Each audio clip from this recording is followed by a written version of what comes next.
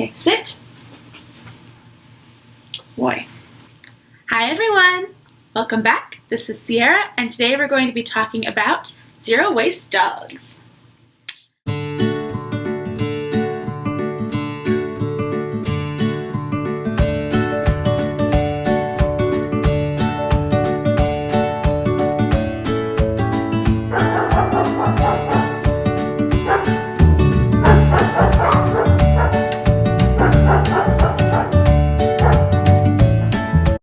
Before we start, I want to introduce you to my zero waste dog. His name is Tosh, and he is about 4 years old, and we got him from the SPCA in our county. And Tosh, as a rescue dog, is, I don't like the word secondhand, but technically I guess you're a secondhand dog, aren't you? You're the best secondhand item ever. Yes, you are. Okay, come on. You want to be in the video or not? Come on, back up here. So in this video, I'm going to talk about some things that we do for Tosh that keep us zero waste. And honestly, I think Tosh is probably the best of all of us at zero waste because he doesn't bring anything home. So, that being said, let's get into it. Most important thing about zero waste dogs is, of course, you can't have zero waste dog without the dog. So I highly recommend, rather than shopping for a dog from a breeder, that you go to your local SPCA or animal shelter, see if there's a dog that will fit your family size, your activity level, and that vibes well with you, you know? When we got Tosh, I know that we wanted a smaller dog because we like to travel and move a lot, and the perk of smaller dogs is not only are they easier to move, but everything that they need and use is cheaper because it's smaller.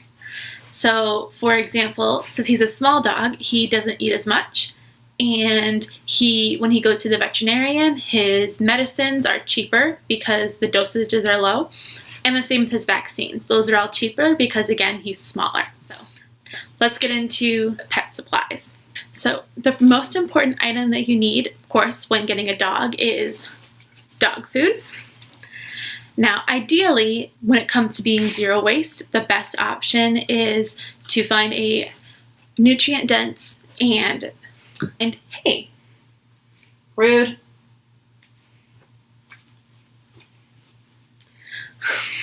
The best option is to find a nutrient-dense, high-quality food from bulk, but where I live, I haven't been able to find a high-quality bulk dog food. Would you stop it?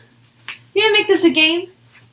So, what we do is we purchase a very large bag of dog food from a company called Open Farm. Would you give me that?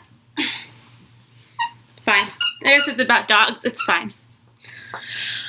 What we do is we purchase a very large bag of dog food from a company called Open Farm, and it took us a while to find an eco-friendly dog food, but what I like about Open Farm is not only is the fish formula that he eats 100% wild caught, and all the ingredients in all of their products are non-GMO. And when you're finished with the bag, they have a TerraCycle program where they take back and recycle their bags. And depending on where you live, our pet store has a TerraCycle bin in the lobby. So all we need to do when we buy more dog food is take in our old bag, and then we bring home a fresh bag of dog food. In addition to dog food, the other dog item you'll probably want is some type of dog biscuit. And again, I've seen these in bulk stores from bulk. If you can't find dog cookies in bulk in your area, you can either buy them in a cardboard box and recycle the box or compost it afterwards, or you can make your own dog biscuits, which is what we do. Let me know in the comments if you want the recipe.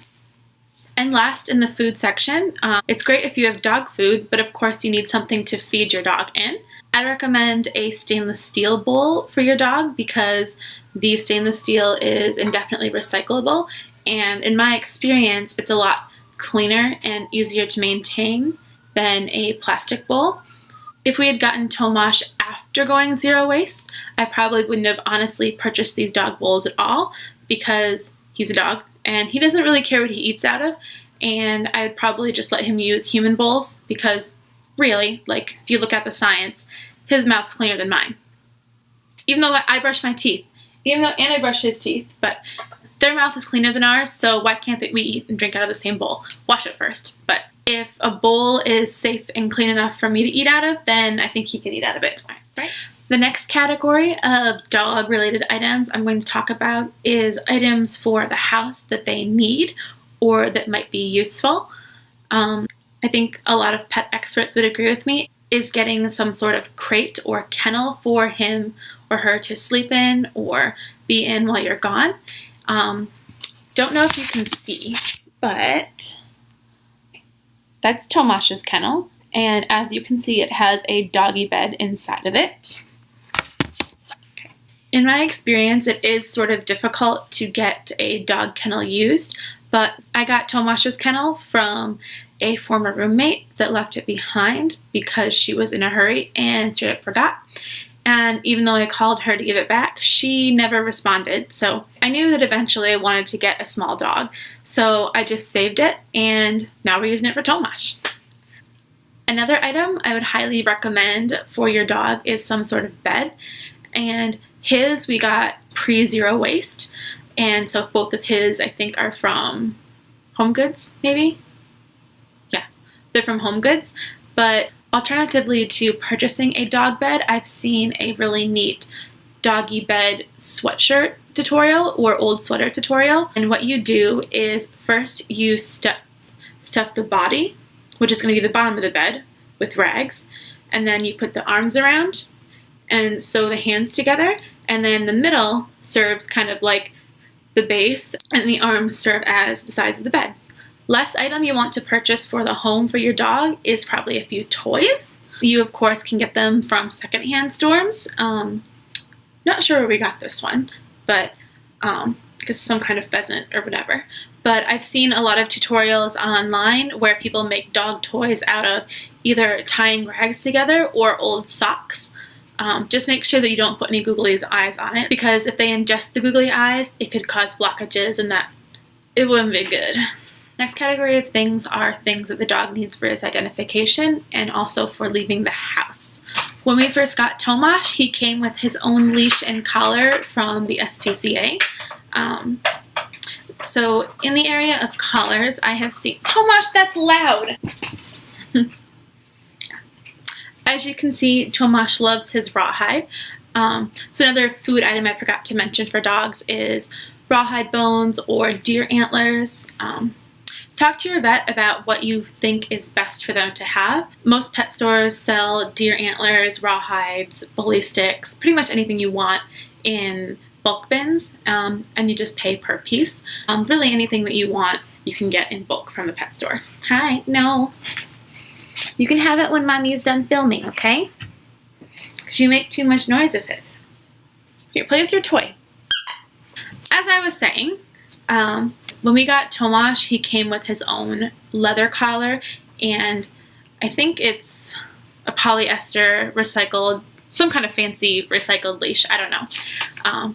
So what you can do for a leash and collar is you can get a 100% leather collar if that's something that you're okay with doing. If you don't want to get a leather collar, which totally understandable, you can get a hemp or 100% cotton collar that can be composted after it starts to break down and fall apart. Next category of things that we need to talk about is, of course, the dreaded poop. A lot of zero wasters I've talked to dispose of dog poo by composting it in their yard in a non-food compost heap. But we live in a condo and we can't do that. So what we use when we're out picking up poo is doggy poo bags from a company called My Alpha Pet. The My Alpha Pet dog poopy bags are made of cornstarch, and they're certified to break down just like any other compost does. There are other companies that make similar products such as BioBag, and earlier today I saw a company called Flush Puppy that makes some sort of flushable doggy bags, but not sure if they're actually safe to flush, kind of like flushable wipes. If you've used the flushable bags, please let me know in the comments and let me know if they're actually flushable or not. Next thing we're going to talk about in relation to going for walks and going to the bathroom are, of course, potty pads. So my mister and I both have full-time jobs, and so what that means is sometimes, unfortunately, we are gone for more than 8 hours, and little Tomash, he cannot hold it for 8 hours. So we had two options, either to hire a dog walker to come and walk him in the middle of the day, and the more we thought about it, the more we were worried because of timing and everything. We decided instead of hiring a dog walker that we would wee pad train him instead. So you can buy disposable potty pads, which of course end up in the landfill. But what we use are these reusable potty pads. I think I got them from the Puppy Lady. Yeah, I think it's puppylady.com or something. I'll link it below. What they are these basically massive quilted potty pads for dogs. I'm not exactly sure what the potty pads are made of, but the front is an absorbent material and the back is a leak-proof fabric. I think it's some sort of vinyl, but even though in the long run these potty pads will make it to the landfill, in comparison to the disposable ones, I feel like these have a better shelf life, and in the long run they're cheaper. I think I paid about $35 for a set of 5. So the startup cost for these guys is pretty expensive, $7 per pad, but we've had them now for a year and a half, and when you buy doggy potty pads, they're about 50 cents a piece, depending on the size of the package. So if you use 300 in a year, that's $150 of potty pads. But these ones, the ones I only paid $35, I've had for a year for a set of 5, and they've paid for themselves. And I mean, a year later, maybe a year and a half later, they look pretty much the same as they did when I bought them. So something to think about. If you can't find any doggy potty pads or you don't want to order them online, you could also try the medical incontinence pads, or I think that they even sell kids potty training night pads, so you can do the same thing, just teach your dog where he has to go. If you're transitioning from disposable pads to these potty pads, which is what we had to do, what I did is I put his reusable pad down first and the disposable on top so that he would learn that he's supposed to go on top of this potty pad, and he would associate it with the old potty pad and the new potty pad. So that's an idea. Next thing is, of course, when you need a dog potty training, is you'll probably need some type of doggy potty spray in case he has an accident in the house. I made a super fancy, super high-tech potty spray. Tomash's potty spray looks like this. It's labeled very clearly Tomash Pee Cleaner. All it is 50% white vinegar and 50% water. And when he has a liquid accident in the house, I just spray it, let it sit for a minute, and then dab it up. If that doesn't work for the smell, you can try sprinkling baking soda on the spot, let it sit overnight, and then vacuum it up the next day, and then spray it again. So far, this has been working for us. If this doesn't work, you might have to try one of the pre-packaged enzymatic cleaners. I don't know. Dog. Last order of business for our zero waste dog is doggy cleaning. Depending on who you ask, some people say it's not necessary to give your dog a bath, or that you really only need to bathe them once a season, but Tomash is in the house and he's always in my furniture, so he gets a bath about once a month, month and a half, and I just use a non-toxic Castile soap. Just use it. You just use it like any other dog shampoo, rub it on, rinse it off, and you're good to go. Another cleaning thing that I want to chat about is doggy preventative flea and tick medicine. I know that some zero wasters and some people that I know don't give their dogs a flea and tick prevention. but I thought about it for a really long time, and maybe it's not necessary, maybe it is, but I don't want Tomash to get heartworm, and I don't want him to get Lyme disease.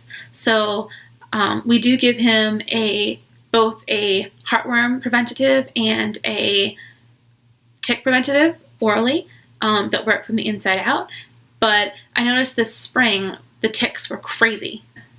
Even though he was medicated for fleas and ticks, the ticks kept jumping on him, and I created a special fancy Tomash tick spray.